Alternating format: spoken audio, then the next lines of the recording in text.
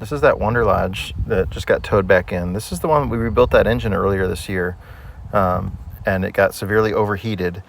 I had a misunderstanding with the owner that he thought the engine might be seized up. What he said to me was the engine was turning over slowly with the starter. I just thought his batteries were low. So we're going to test it and make sure the engine is turning over and then see what's going on. But it got super, super hot. He said between 230 and 320, there's no mark on the gauge between there. So it was somewhere between there. But normal operating temperature is 180 degrees. So it was very, very hot. No. Oh, I was so excited. Try going the other way.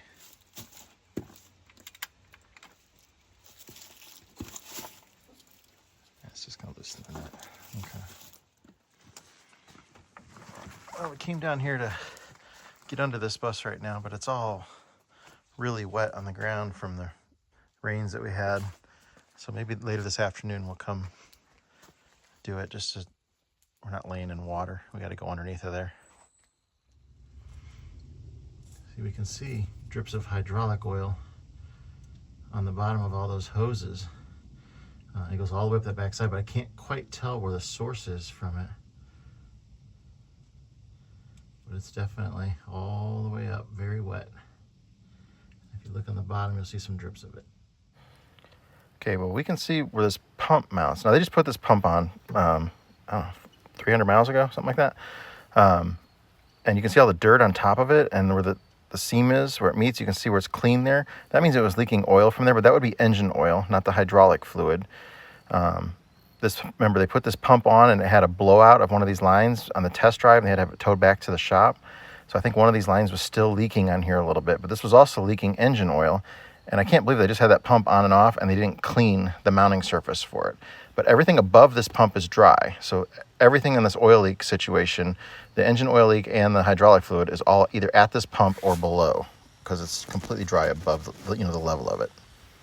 It doesn't even look like there's a gasket in between there, but we'll see when we get this off what's going on.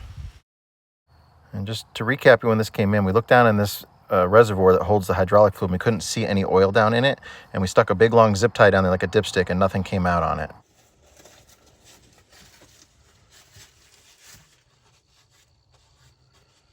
Oh, crap on top.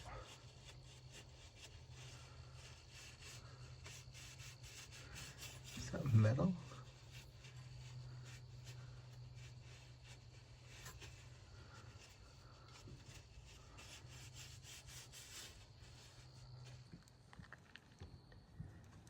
The manifold looks really good. So it was running really good right up till it overheated. This is the hydraulic fluid that came out of there. So we've got about 10 quarts maybe that came out of that system. It should hold like 6 gallons. And look at the color of it. It's almost black. That was just replaced. That should be like golden colored. So the bottom of that reservoir is like right about there. And there's a big hydraulic cooler over here and some giant hydraulic hoses under there. And then the hydraulic pump mounts up at this location on the back side. So for us to get that like 10 quarts out of there, that's really just what's in the lines and in the cooler and all that. So there's not enough to circulate through there. Just crossing all the I's and dotting all the T's. We're making sure this water pump, there's no issue with it. But I don't expect there will be. Can you try and pull this out of here, Jonathan?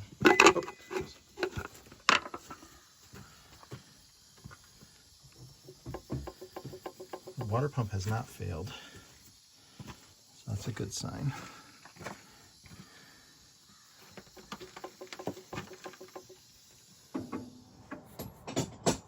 So he has to remove the alternator in order to get to the hydraulic pump that's underneath of it. Remember, they did all this previous work with the pump when they had the transmission out, so it's very easy to get to it from the underside. But right now you can't even see that pump from the bottom. He's got to reach down like 3 feet, maybe 3.5 feet to reach any of this stuff down here. It's a long way from up top. That's the only place you can get to it.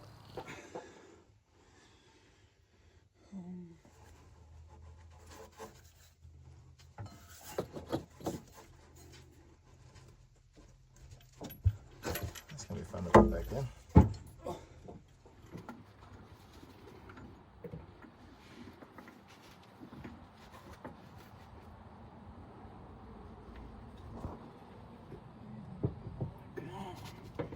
Come here.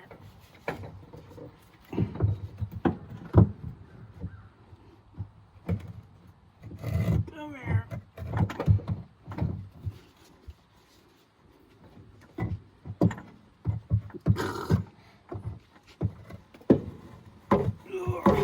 I got it. Okay, so before we remove the pump, we actually cleaned off all the dirt around it so we don't drop dirt down into the engine when we remove it. Okay, so we can see the mount here. There is no gasket. You can see where they scraped off, badly scraped off some of it, but there's no gasket when they put it back together. So that was why it was leaking engine oil from in between the mount there, but not, again, not the hydraulic fluid. We're going to take a look through the inspection covers on the side of the engine here where we can see the sides of the pistons and inside the cylinder liners, and let's see how hot things got inside there. It's a good start.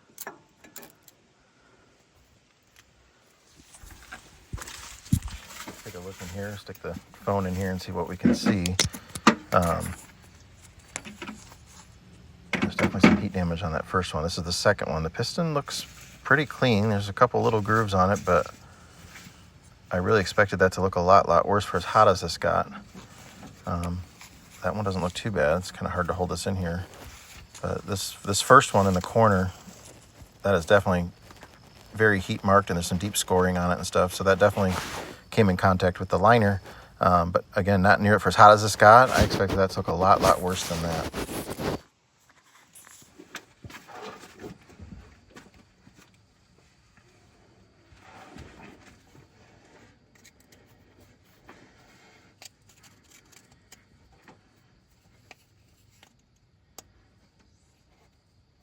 You want a hammer to tap it in?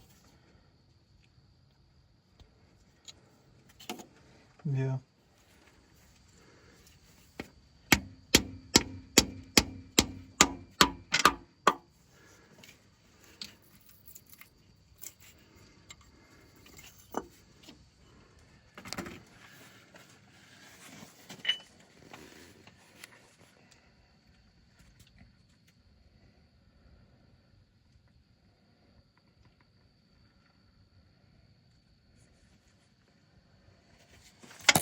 Might have to get the inspection.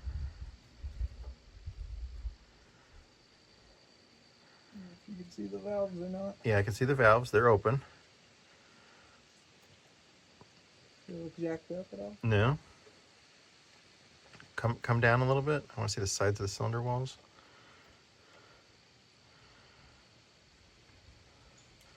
Can you spin it around so I can maybe see the other side? Turn the camera. Oh.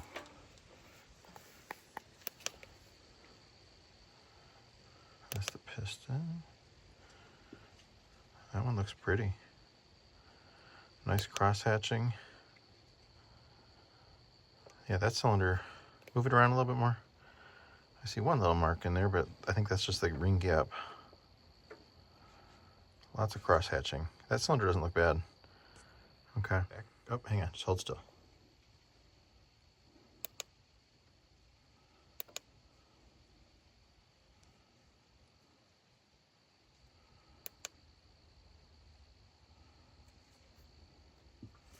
Move it very slowly, one way or another. Oh, I just lost power. Yeah, look in here. This piston, I can see, has got a little bit of scoring on it, but it's not horrible. That's not what's holding the engine up for sure. And then the one next to it here looks really good. Just very light marks, but that looks great. Again, that's not what's stopping the engine from barring over. And then we made sure that the drive gear for the hydraulic pump hadn't broken or anything, so it didn't just lose the pump, which I didn't think that was the issue, but we wanted to just confirm it. Well, this pump is very hard to turn over, but if it was running dry, that would make sense. Oh, it feels nasty. We'll have to send this out and have it tested. I wouldn't ever trust it, especially as hard as it is to get in and out. But I'm hurting my hand. I can't turn it over with just the shaft. My fingers, I can't do it at all. I have to have this on there to get a better grip, but it is definitely harder than it should be to turn over. Okay, so on this one, we see the piston rings, and the rings look great. I don't see any scratches on them. It looks good. So this cylinder doesn't look like it got overheated. We're going to take a look at the bottom end and see what kind of heat damage we got. What's holding it up must be down here. This thing got so hot, so we didn't detect any coolant in the oil, but we'll drop the plug here and see if there's a little rush of coolant or anything. Is there metal on it? A little bit. No coolant came out though, right? No. I can definitely see some little fuzzy on there, but no big chunks or anything.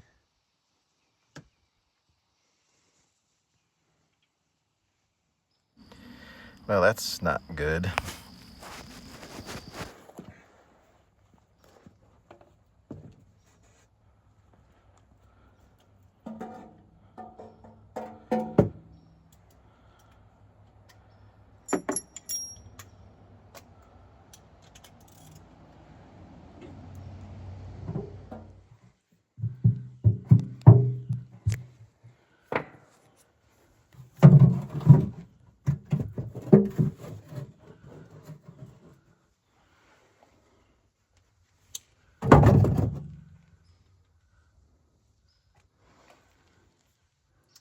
Yeah. You see some fuck stuff? Yeah. Uh-oh. Yeah. That is not pretty.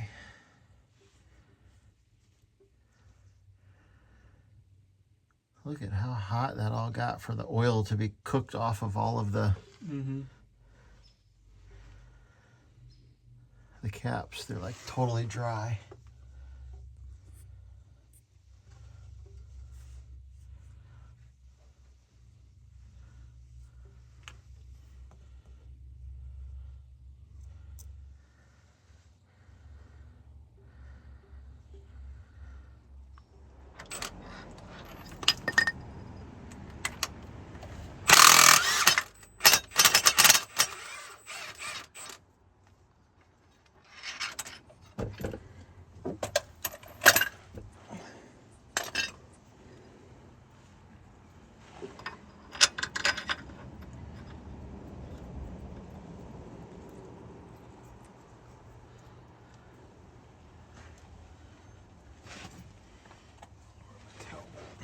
Here's a towel thing.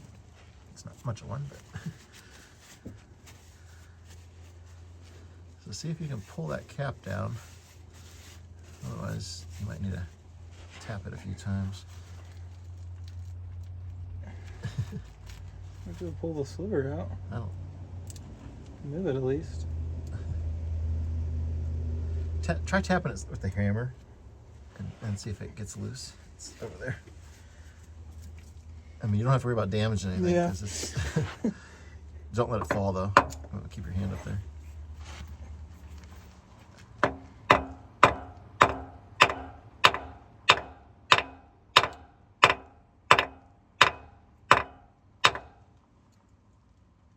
Tap it back this way. There's metal behind here. Who's here?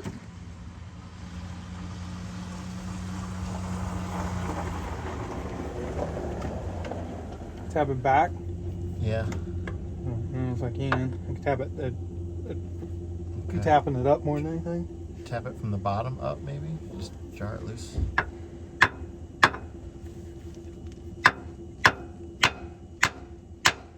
right. It's not budging, huh?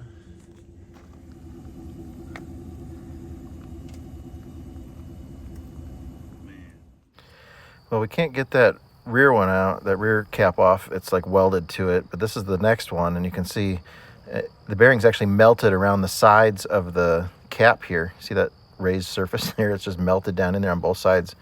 Yeah, this thing was hot.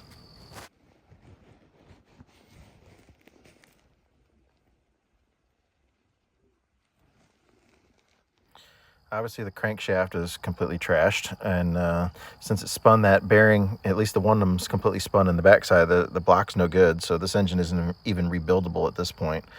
And again, we still have not been able to remove that rear cap. We've tried. So this is the normal driving position of this bus as you're going down the road. You know, my hands are on the steering wheel here, looking forward, and you cannot see that gauge at all, which is the water temperature.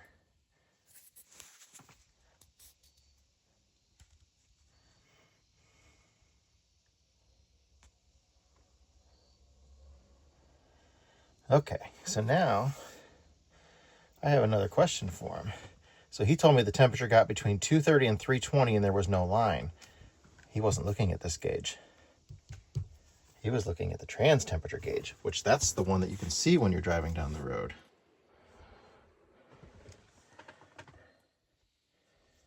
And there is no mark between 230 and 320, which is what he said.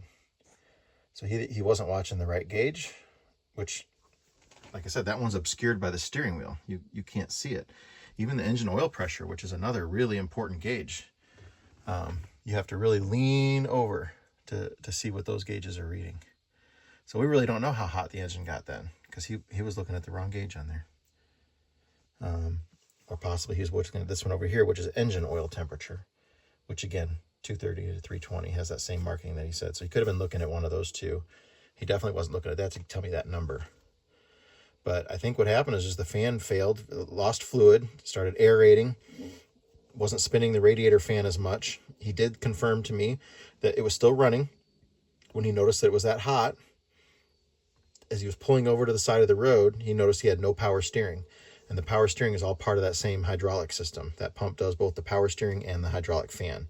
So the fan started not producing as much cooling and then probably just quit or was barely moving at all. And, 450 horsepower, this thing was just going down the highway and it just continued to build up heat since there's no way to remove the heat. The engine oil got very hot. The transmission got hot. Yeah, that's for these to be up that high. Again, we don't know what the number was for the other gauges. Because obviously he was looking at the wrong one. But it was still very, very high. I mean, normal operating temperature is 180 degrees.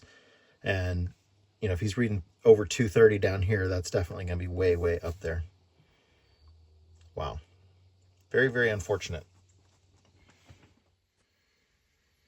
We do know also that this bus, it has lots of electrical problems. You can't even start it from up here. There's a switch wired in the back to start it.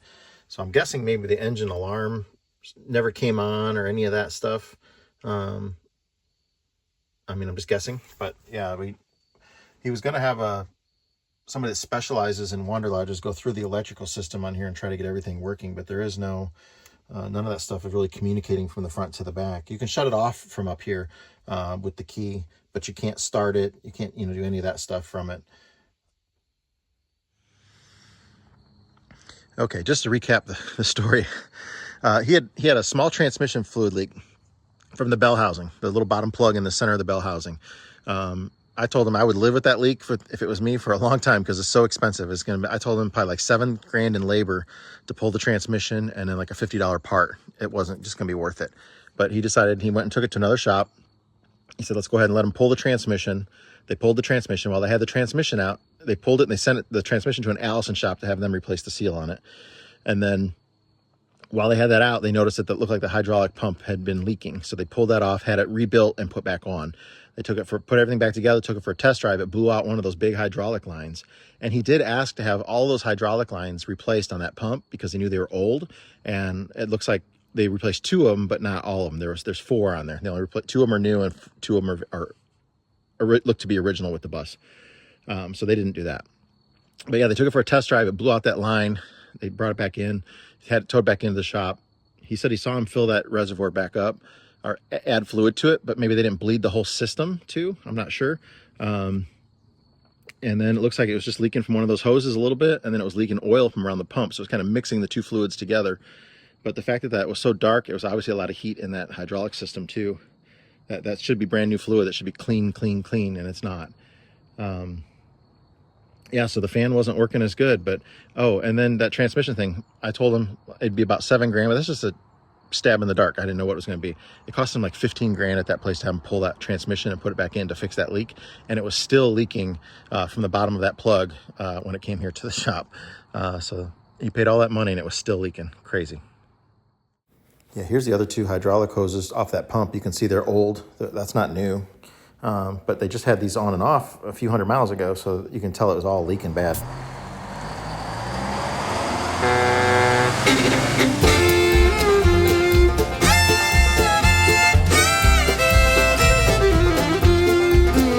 See him loading up his tools, check the air and all those duels. It's that bus grease monkey, don't you know?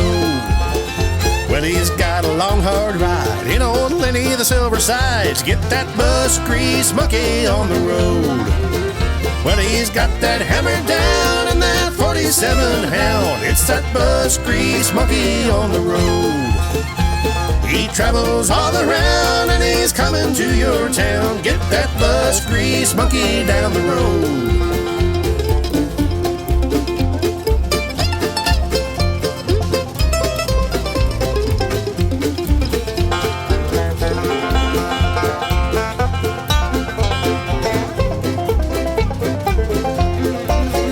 See that 4104 with the propped up engine door. Watch that bus grease monkey do his thing. 30 years behind that barn, 'cause it don't run worth a darn. Watch that bus grease monkey make it sing. He knows them Detroits, there's no doubt, upside down and inside out. It's that bus grease monkey, don't you know?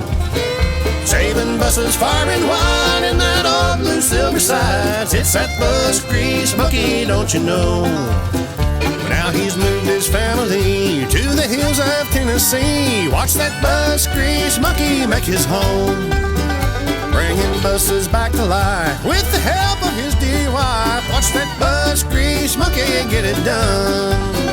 Well, he travels town to town working on them old greyhounds. It's that bus grease monkey, don't you know? Saving buses far and wide in old Lenny the Silver Sides. It's that bus grease monkey, don't you know? It's that bus grease monkey, don't you know? It's that bus grease monkey, don't you know?